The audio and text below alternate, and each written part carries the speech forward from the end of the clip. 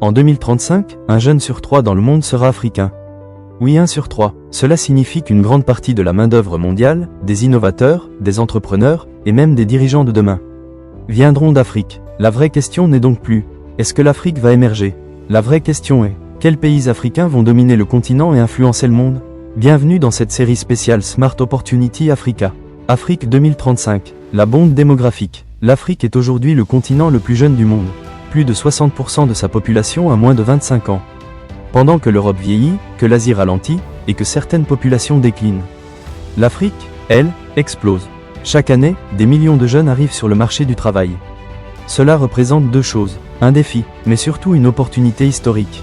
Une population jeune signifie plus de créativité, plus d'énergie, plus de consommation, plus d'innovation, et surtout, un marché intérieur gigantesque. Imaginez un continent où des centaines de millions de consommateurs entrent dans la classe moyenne. C'est ce qui se prépare. Les ressources stratégiques. L'Afrique ne possède pas seulement une jeunesse dynamique. Elle possède aussi ce que le monde entier recherche. Cobalt, lithium, or, pétrole, gaz, terres agricoles immenses. Le cobalt congolais, par exemple, est indispensable aux batteries des voitures électriques. Sans l'Afrique, pas de transition énergétique mondiale. Sans l'Afrique, pas de technologie verte à grande échelle. Pendant que certains parlent d'aide à l'Afrique, les grandes puissances, elles, parlent surtout d'accès aux ressources africaines.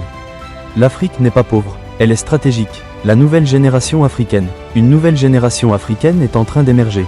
Des entrepreneurs tech à Lagos, des innovateurs fintech à Nairobi, des créateurs de start-up au Caire, des développeurs freelance à Accra.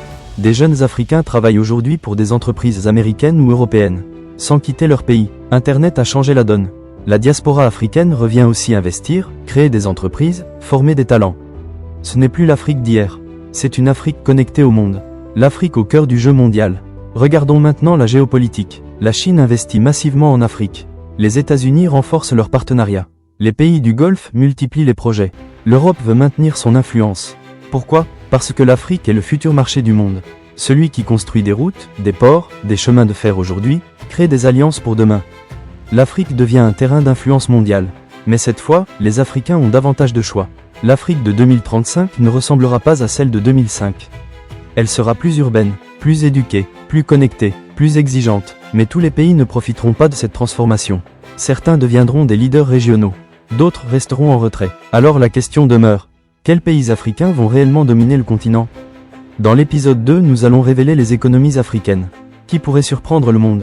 Abonnez-vous à Smart Opportunity Africa pour suivre cette série spéciale, parce que l'avenir de l'Afrique se décide maintenant.